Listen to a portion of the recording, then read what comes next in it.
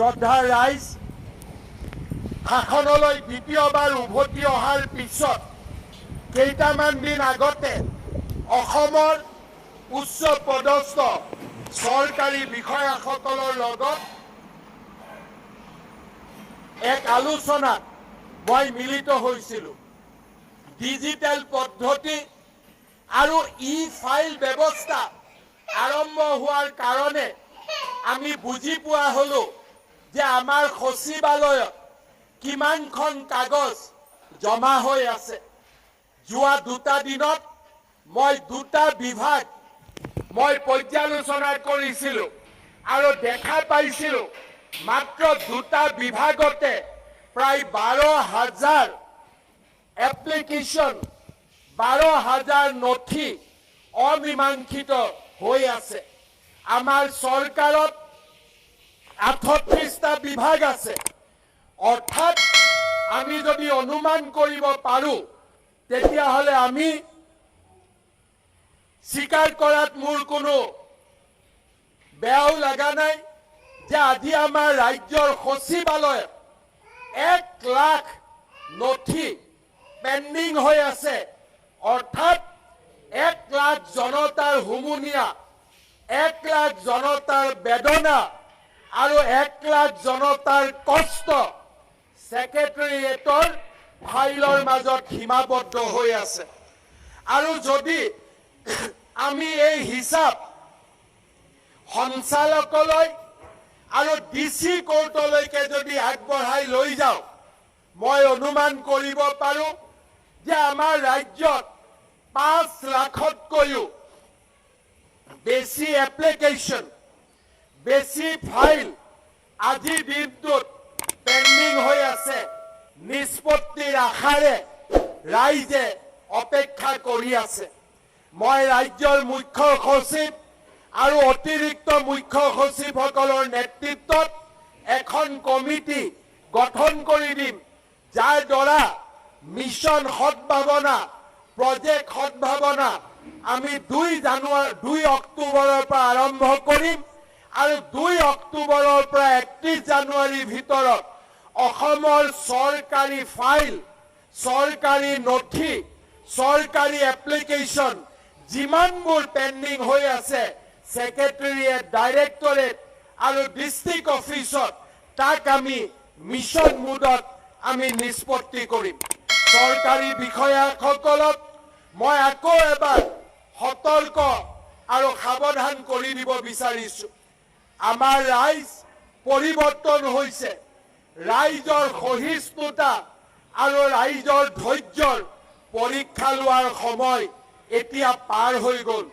কোনোবা চৰকাৰী বিষয়া আৰু চৰকাৰী কৰ্মচাৰীয়ে যদি ভাবে যে এতিয়াও ৰাইজৰ ধৈৰ্য আৰু ৰাজ্যৰ সহিষ্ণুতাৰ পৰীক্ষা লোৱাৰ সময় আছে, তেতিয়াহ'লে মই ক'ম যে তেওঁলোকে মূৰ্খৰ স্বৰ্গত বাস কৰিছে। এতিয়া ডিজিটেল যুগত ৰাইজ সতৰ্ক, ৰাইজ সক্ৰিয়। যদি আহিবলগীয়া ধুমুহাৰ পৰা আমি নিজক বচাব বিচাৰোঁ, তেতিয়াহ'লে প্ৰতিজন চৰকাৰী বিষয়া, মন্ত্ৰী আমোলাই ৰাইজৰ সেৱাৰ কামত নিজকে নিয়োগ কৰিব লাগিব। তাৰ কোনো বিকল্প মই অন্তত দেখা পোৱা নাই। শ্ৰদ্ধাৰ ৰাইজ, এই একেই চিন্তাৰে অহা ডিচেম্বৰ মাহৰ পৰা আমি মিছন বসুন্ধৰা 4.0 আমি আৰম্ভ কৰিম। শ্ৰদ্ধাৰ ৰাইজ, আজিৰ এই দিনটোতে মই আকৌ এটা ঐতিহাসিক ক্ষণৰ কথা আলোচনা কৰিব খুজিছোঁ। 1901 চনত উচ্চ শিক্ষাৰ আৰম্ভণিৰে অসমত কটন কলেজৰ জন্ম হৈছিল। আজি 2026 চন, অৰ্থাৎ কটন কলেজে 125 বছৰৰ গৌৰৱময় ঐতিহ্য পূৰ্ণ কৰিলে। কটন কলেজৰ শৈক্ষিক বিকাশৰ এই গুৰুত্বপূৰ্ণ খণ্ডটোত মই কটন মহাবিদ্যালয়ৰ উন্নয়নৰ বাবে 100 কোটি টকা ঘোষণা কৰিছোঁ।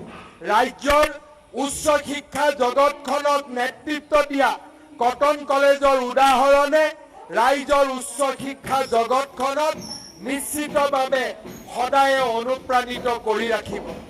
শ্ৰদ্ধাৰ ৰাইজ, যোৱা সময়ছোৱাত এডভান্টেজ আছাম 2.0 জৰিয়তে আমি উদ্যোগীকৰণৰ ওপৰত যথেষ্ট কাম কৰিছোঁ, কিন্তু কৃষি খণ্ড উদ্যোগৰ বিকল্প হ'ব নোৱাৰে। ৰাজ্যত প্ৰচুৰ জলসিঞ্চনৰ সম্ভাৱনাৰ সৃষ্টি কৰি আমি ৰাজ্যৰ কৃষি খণ্ডক আগুৱাই লৈ যাব লাগিব।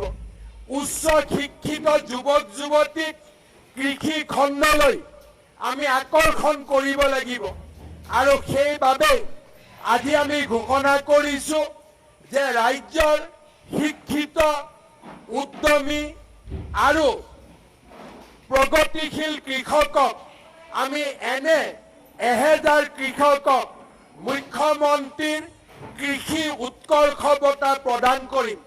10,000 অহা 5 বছৰত 10,000 আৰু এই বছৰত 1000 কৃষকক আমি নগদ 1 লাখ টকাৰে এনেকৈ সন্মানিত কৰাৰ বাবে আমি সিদ্ধান্ত গ্ৰহণ কৰিছোঁ। শ্ৰদ্ধাৰ ৰাইজ, আজিৰ দিনটোত ৰাজ্য চৰকাৰে আৰু এক নতুন সিদ্ধান্ত গ্ৰহণ কৰিছে। আমাৰ যুৱ প্ৰজন্ম আমাৰ ভৱিষ্যত। মই জেন জি, জেন আলফা এই কনচেপ্টবিলাকক মই বিশ্বাস নকৰোঁ। এইবিলাক হৈছে ইউৰোপীয়ান সংস্কৃতিৰ পৰা অহা একোটা কনচেপ্ট। কিন্তু আমাৰ জীৱনৰ বাবে আমাৰ পুত্ৰ আৰু কন্যাতকৈ ডাঙৰ একোৱেই হ'ব নোৱাৰে। আমাৰ নতুন প্ৰজন্মৰ বাবে সকলো কাম কৰাৰ আৰু ৰাজ্যৰ সম্পদক ব্যৱহাৰ কৰাৰ আমাৰ দায়িত্ব আছে। মোৰ বাবে বিদ্যালয়ত মহাবিদ্যালয়ত পাঠ কৰা, অধ্যয়ন কৰা, বিশ্ববিদ্যালয়ত অধ্যয়ন কৰা তেওঁলোক জেন জি, জেন আলফা নহয়। মোৰ বাবে তেওঁলোক মোৰ পুত্ৰ, মোৰ বাবে তেওঁলোক মোৰ কন্যা। আৰু সেয়েহে ৰাজ্যৰ যুৱ সমাজক শৃংখলিতভাৱে বিকাশৰ পথলৈ আগবঢ়াই লৈ যোৱাৰ বাবে আজি আমি এটা ৰাজ্য চৰকাৰত ইউথ ডেভেলপমেণ্ট এণ্ড এম্পাৱাৰমেণ্ট নামে এটা নতুন বিভাগ, যুৱ সবলীকৰণ আৰু উন্নয়ন নামে এটা নতুন বিভাগ নিৰ্মাণ কৰাৰ সিদ্ধান্ত মই তিৰংগ পতাকাৰ তলত থিয় হৈ ঘোষণা কৰিছোঁ। NCC, NSS, নেহেৰু যুৱ কেন্দ্ৰ, যুৱক যুৱতীৰ বাবে স্কিল, আমাৰ আৰ্থিকভাৱে পিছপৰা যুৱক যুৱতীৰ বাবে বিভিন্ন আৰ্থিক অনুদান, বিশ্বমানৰ স্কিল, এই গোটেইবিলাকক সামৰি যুৱ সবলীকৰণ আৰু উন্নয়ন বিভাগটোৱে কাম কৰিব।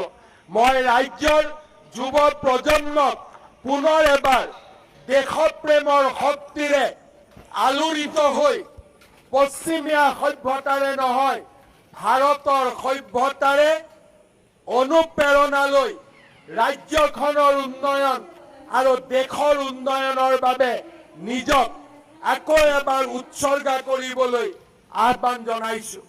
শ্ৰদ্ধাৰ ৰাইজ, যোৱা বিধানসভাত আমি এক সিদ্ধান্ত গ্ৰহণ কৰিছিলোঁ যে আমাৰ মঠ মন্দিৰ দেৱালয়ৰ আশে পাশে মাত্ৰ অসমত 3টা প্ৰজন্ম বাস কৰা ব্যক্তিয়েহে মাটি কিনা বেচা কৰিব পাৰিব।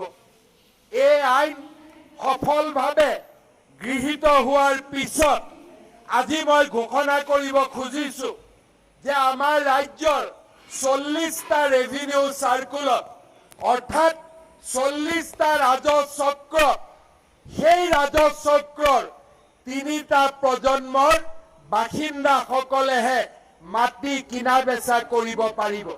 ইয়াৰ জৰিয়তে অসমৰ থলুৱা আৰু খিলঞ্জীয়া ৰাইজৰ ভূমিৰ অধিকাৰ আমি শক্তিশালী কৰিব পাৰিম আৰু আমাৰ অসমীয়া ৰাইজৰ, অসমবাসী ৰাইজৰ ভূমিৰ অধিকাৰ আমি সুনিশ্চিত কৰিব পাৰিম। শ্ৰদ্ধাৰ ৰাইজ, আমাৰ ৰাজ্যৰ বাবে অৰুণোদয়, মহিলা উদ্যমিতাৰ লগতে ৰাজ্যৰ পৰিকাঠামো নিৰ্মাণ আমাৰ বাবে এক উল্লেখযোগ্য দায়িত্ব। অসম মালা 4.0 জৰিয়তে আজিৰ এই স্বাধীনতা দিৱসৰ তিৰংগ পতাকাৰ তলত থিয় হৈ মই নতুনকৈ আৰু ৬০০০ কিলোমিটাৰ অসম মালাৰ পথ নিৰ্মাণ কৰাৰ সংকল্প ঘোষণা কৰিছোঁ। বাইহাটা চাৰিআলিৰ পৰা তেজপুৰলৈ 4 লেনযুক্ত পথ, গুৱাহাটী বিমানবন্দৰৰ পৰা জালুকবাৰীলৈ এলিভেটেড কৰিডৰ, পলাশবাৰী শুৱালকুছি, ধুবুৰী ফুলবাৰী, মাজুলী যোৰহাট আৰু মৰিগাঁও দলঙৰ মাজত সংযোগী দলঙৰ নিৰ্মাণৰ কাম দ্ৰুত গতিত আগবাঢ়িছে। শিলচৰত গ্ৰীণফিল্ড বিমানবন্দৰ, ৰূপসী বিমানবন্দৰৰ আধুনিকৰণ আৰু গুৱাহাটী বিমানবন্দৰক মালবাহী ব্যৱস্থাৰ এক পৰিকাঠামো হিচাপে নিৰ্মাণ কৰাৰ ক্ষেত্ৰত আজি আমি তীব্ৰ গতিত আগবাঢ়িছোঁ। জলবিদ্যুৎ, সৌৰ শক্তি, তাপবিদ্যুৎ আৰু শক্তি সংৰক্ষণত বৃহৎ বিনিয়োগৰ জৰিয়তে আমি অসমক সেউজ শক্তিৰ ভাণ্ডাৰ হিচাপে নিৰ্মাণ কৰাৰ কামত আমি দ্ৰুত গতিত আগবাঢ়িছোঁ। ৰাজ্যৰ প্ৰতিটো সাব চেণ্টাৰতে একোজনকৈ ডক্টৰৰ ব্যৱস্থাৰে আমি ৰাজ্যৰ স্বাস্থ্য খণ্ডক নতুনকৈ সজাই পৰাই তোলাৰ প্ৰচেষ্টা কৰিছোঁ। চৰাইদেউৰ পিছত মাজুলীৰ বৈষ্ণৱ সংস্কৃতি, আমাৰ বাপতি সাহোন বিহুক আমি ইউনেস্কোৰ স্বীকৃতি প্ৰদানৰ দিশত আগবঢ়াই লৈ যাবলৈ সিদ্ধান্ত গ্ৰহণ কৰিছোঁ। ৰাজ্যৰ চাহ বাগিচাৰ 3.5 লাখ শ্ৰমিকক ভূমি স্বত্ব প্ৰদানৰ আমাৰ সংকল্প ৰূপায়ণৰ ক্ষেত্ৰত আজি আমি দৃঢ় গতিত আগবাঢ়িছোঁ। যুৱ প্ৰজন্মক বিশ্বমানৰ দক্ষতা আৰু নতুন সুযোগেৰে সমৃদ্ধ কৰিবলৈ animation, visual effect, gaming, comics and extended reality প্ৰতিভা বিকাশ নীতিও আমাৰ ৰাজ্যত আমি প্ৰৱৰ্তনৰ বাবে সিদ্ধান্ত গ্ৰহণ কৰিছোঁ। ডিব্ৰুগড়ৰ উন্নয়নৰ বাবে, দ্বিতীয় ৰাজধানী হিচাপে উন্নয়নৰ বাবে ইতিমধ্যে আমি 500 কোটি টকা আমি ঘোষণা কৰিছোঁ। শ্ৰদ্ধা ৰাইজ, পৰিকাঠামো, চৰকাৰী ব্যৱস্থা ইয়াৰ পৰা আঁতৰি মই অসমৰ ৰাইজক মোৰ বক্তব্য সমাপ্ত কৰাৰ আগতে মই কেইটামান আবেদন কৰিব বিচাৰিছোঁ। 2026 চন এটা বিশেষ গুৰুত্বপূৰ্ণ চন। এই চনটোতে লোকপিয়ল আৰম্ভ হৈছে। লোকপিয়লৰ জৰিয়তে দেশৰ ভৱিষ্যতৰ পৰিকল্পনা প্ৰস্তুত কৰা হয়। এই লোকপিয়লত ভাগ লোৱা আৰু এই লোকপিয়লক সফল কৰা অসমবাসী ৰাইজৰ দায়িত্ব আৰু কৰ্তব্য। ইতিমধ্যে সেলফ এনুমাৰেশ্যন পৰ্টেল আৰু আমাৰ গণনা প্ৰক্ৰিয়া 17 আগষ্টৰ পৰা 15 ছেপ্টেম্বৰলৈ চলি থাকিব। মই ৰাজ্যৰ জনতাক এই লোকপিয়লত স্বতঃস্ফূৰ্তভাৱে অংশগ্ৰহণ কৰিবলৈ সিদ্ধান্ত ল'বলৈ মই আহ্বান জনাইছোঁ। শ্ৰদ্ধাৰ ৰাইজ, বহি ৰাজ্যৰ পৰা আহি অসমক মাতৃভূমি বুলি গণ্য কৰা প্ৰতিজন লোক একোজন গৌৰৱী অসমীয়া। লোকপিয়লত বৰাক উপত্যকা আৰু আমাৰ জনজাতীয় ভাই ভণ্টিসকলে নিজৰ নিজৰ ভাষা মাতৃভাষা হিচাপে প্ৰকাশ কৰাটো স্বাভাৱিক। বৰাকত ৰাইজৰ নিজৰ চেতনাৰে নিজৰ নিজৰ মাতৃভাষা লোকপিয়লত প্ৰকাশ কৰিব।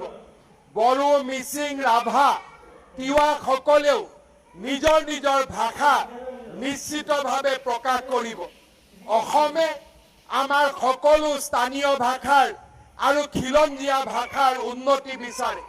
আমাৰ জনজাতীয় ভাষাসমূহ আমাৰ অসমীয়া ভাষাৰ দৰে অমূল্য আৰু এই ভাষাবিলাকক সংৰক্ষণ কৰা আমাৰ দায়িত্ব। কিন্তু সেইসকল লোকক বাদ দি, জনজাতীয় লোকসকলক বাদ দি, বৰাক উপত্যকাৰ লোকসকলক বাদ দি অসমত বাস কৰা প্ৰতিগৰাকী গৌৰৱী অসমীয়া, যিসকল নেকি কেতিয়াবা ৰাজস্থানৰ পৰা আহিছে, কেতিয়াবা আন ৰাজ্যৰ পৰা আহিছে বা বিভিন্ন ভাষা সংস্কৃতি লগত লৈ আহিছিল, তেওঁলোক সকলোকে মই অনুৰোধ কৰিম, এইবাৰ যেন লোকপিয়লত সকলোৱে নিজৰ মাতৃভাষা হিচাপে অসমীয়া লিখিবলৈ আগবাঢ়ি যায়। তাৰ বাবে মই প্ৰতিগৰাকী গৌৰৱী অসমীয়াক আহ্বান জনাম। শ্ৰদ্ধাৰ ৰাইজ, এখন আধুনিক সমাজৰ পৰিকাঠামো আৰু সাংস্কৃতিক পৰিচয় নিৰ্মাণ হয় আমি কি ধৰণে আমাৰ পিতৃ মাতৃক সন্মান কৰোঁ। মই বিশ্বাস কৰোঁ যে আমাৰ উঠি অহা প্ৰজন্মই আধুনিকতাৰ পথত খোজ দিয়াৰ পিছতো নিজৰ বৃদ্ধ পিতৃ মাতৃৰ প্ৰতি দায়িত্ব পালনত যেন কেতিয়াও পিছ হুহুকি নাযায়। মই পিতৃ মাতৃসকলকো আহ্বান জনাম যে আমাৰ সন্তানৰ শিক্ষা আটাইতকৈ আমাৰ দায়িত্ব। মই প্ৰত্যেকগৰাকী পিতৃ মাতৃকে এখন গাড়ীত বিনিয়োগ কৰাৰ পৰিৱৰ্তে, মাটি বাৰীত বিনিয়োগ কৰাৰ পৰিৱৰ্তে সন্তানৰ শিক্ষাত বিনিয়োগ কৰিবলৈ আহ্বান জনাম। শ্ৰদ্ধাৰ ৰাইজ, নিচামুক্ত অসম, ড্ৰাগছৰ কৰাল গ্ৰাসৰ পৰা আমি আমাৰ যুৱক শক্তিক ৰক্ষা কৰিব লাগিব। স্বাধীনতা দিৱসৰ পতাকাৰ তলত থিয় হৈ আমি পুনৰ এবাৰ ড্ৰাগছৰ বিৰুদ্ধে এক বিশাল সংগ্ৰামত লিপ্ত হোৱাৰ সংকল্প ঘোষণা কৰিছো। শ্ৰদ্ধাৰ ৰাইজ, আমাৰ নদী, আমাৰ পাহাৰ, আমাৰ বনাঞ্চল, আমাৰ জলাশয়, আমাৰ জৈৱ বৈচিত্ৰ্য আমাৰ সম্পদ। মই ৰাইজক আহ্বান জনাম যে আমাৰ জৈৱ বৈচিত্ৰতা ৰক্ষাৰ বাবে আমি যেন সদায় নিৰন্তৰ দায়বদ্ধ হৈ থাকোঁ। ৰেইন ৱাটাৰ হাৰ্ভেষ্টিং, এই ৰেইন ৱাটাৰ হাৰ্ভেষ্টিঙৰ জৰিয়তেহে আমি ভূগৰ্ভস্থ পানীক সংৰক্ষণ কৰিব পাৰিম। মই ৰাইজক ৰেইন ৱাটাৰ হাৰ্ভেষ্টিঙৰ ক্ষেত্ৰতো নিজক জড়িত কৰাৰ বাবে আহ্বান জনাম। আত্মনিৰ্ভৰশীল অসম, প্ৰধানমন্ত্ৰী নৰেন্দ্ৰ মোদীৰ আত্মনিৰ্ভৰশীল ভাৰতৰ লগত আমি আত্মনিৰ্ভৰশীল অসমৰ সংকল্পক আমি আগুৱাই লৈ যাব লাগিব। সকলো সম্পদৰ ক্ষেত্ৰত অসমক স্বনিৰ্ভৰশীল কৰি আমি গঢ়ি তুলিব লাগিব। মই এই দিশতো কাম কৰিবলৈ ৰাজ্যৰ যুৱ প্ৰজন্মক আহ্বান জনাম। মোৰ অসম, মোৰ দায়িত্ব। পুলিচে আইন প্ৰণয়ন কৰিব নালাগে। আমাৰ যুৱ শক্তি, আমাৰ ৰাইজে আইন মানি চলাৰ এক সংকল্প আজিৰ দিনটোতে গ্ৰহণ কৰিব লাগে। যেতিয়া সকলো নাগৰিকে আইন মানিবলৈ সংকল্প গ্ৰহণ কৰে, তেতিয়া আৰক্ষীৰ ভূমিকা সীমিত হৈ পৰে। ট্ৰেফিকৰ পৰা আৰম্ভ কৰি আনৰ প্ৰতি দায়িত্বলৈকে মই প্ৰতিগৰাকী ৰাইজক মোৰ অসম, মোৰ দায়িত্ব পালন কৰিবলৈ আহ্বান জনাম। শ্ৰদ্ধাৰ ৰাইজ, খন্তেক সময় আগতে মই স্বৰ্গদেউ চাওলুং চুকাফাৰ 800 বছৰৰ অসম আগমনৰ কথা উল্লেখ কৰিছিলোঁ। গোন্ধৰ কোঁৱৰৰ বিপ্লৱৰ কথা উল্লেখ কৰিছিলোঁ। কটন কলেজৰ 125 বছৰীয়া যাত্ৰাৰ কথা উল্লেখ কৰিছিলোঁ। এইবোৰ হ'ল আমাৰ ইতিহাস। আমাৰ ৰাজ্যৰ যুৱ প্ৰজন্মই যেতিয়ালৈকে আমাৰ ইতিহাসক সন্মান নকৰিব, তেতিয়ালৈকে আমি গৌৰৱী জাতি হিচাপে নিজক কেতিয়াও বিশ্বৰ বুকুত আমি পৰিচয় দিব নোৱাৰো। আমাৰ জনজাতীয় ভাষা, কৃষ্টি, সাজপাৰেই হওক, অসমত আহি এই বৰ অসমক সুন্দৰ সৰ্বাঙ্গীন কৰি তোলা প্ৰতিটো জাতিৰ সাজ পাৰ খাদ্য আৰু পৰম্পৰাসমূহক আমি সুৰক্ষিত কৰিব লাগিব ইতিহাস চেতনাৰে আমি সমৃদ্ধ হ'ব লাগিব আৰু সেইবাবে অসমৰ যুৱক যুৱতীক মই আহ্বান জনাম যে আমাৰ অতীত আৰু বৰ্ণিল সাংস্কৃতিক পৰম্পৰাক আমি গৌৰৱেৰে সাৱটি ৰাখি আমাৰ জাতিটোক আমি বিশ্বৰ দৰবাৰত সগৌৰৱে থিয় কৰাব লাগিব স্বাধীনতাৰ এই পবিত্ৰ দিনটোত মই পুনৰ এবাৰ অসমবাসী ৰাইজক ইতিহাসৰ চেতনাৰে আমাৰ জাতিটোক সমৃদ্ধ কৰিবলৈ আহ্বান জনাম শ্ৰদ্ধাৰ ৰাইজ এই পবিত্ৰ অসম ভূমি আমাৰ পৰিচয় আমাৰ আত্মা আৰু আমাৰ চিৰন্তন মাতৃভূমি অম্বিকাগিৰি ৰায়চৌধুৰীয়ে কৈছিল অসমৰ বাবে অম্বিকাগিৰি ৰায়চৌধুৰীয়ে কৈছিল এই আমাৰ চিৰ নমস্য চিৰ আৰাধ্য এই আমাৰ চিৰ বাঞ্ছিত চিৰ সাধনাৰ মহৎ বিৰাট বিপুল হোৱাৰ জীবন ৰখুৱা চিৰ শান্তিৰ দেশ ইয়াৰ বাহিৰে আমাৰ আশাৰ অসীম বিলাসী জীৱন কাংক্ষাৰ তৃপ্তি সাধক মনোৰম ঠাই কতো নাই আন কতো নাই হৰত মৰত আকাশ আলোক কতো নাই এই হৈছে মোৰ পবিত্ৰ অসম ভূমি এই হৈছে মোৰ পবিত্ৰ ভাৰত ভূমি এইখন ভাৰত মোৰ মাতৃভূমি এইখন অসম মোৰ মাতৃভূমি এই ভাৰত মা আৰু অসম মাৰ সৰ্বাঙ্গীন বিকাশ আৰু কল্যাণৰ বাবে নিজকে আকৌ এবাৰ উৎসৰ্গিত কৰাৰ বাবে মই অসমবাসী ৰাইজক আহ্বান জনাইছো স্বাধীনতা দিৱসৰ এই পবিত্ৰ দিনটোত পুনৰ এবাৰ অসমবাসী ৰাইজক অভিনন্দন জনাইছো আৰু সগৌৰৱে অসমবাসীৰ কল্পনা আৰু সপোনক বাস্তৱত ৰূপায়িত কৰাৰ সংকল্প আমি সামূহিকভাৱে দোহাৰিছো পুনৰ এবাৰ আপোনালোকলৈকে মোৰ সশ্ৰদ্ধ প্ৰণাম জনালো জয় আই অসম জয় হিন্দ বন্দে মাতৰম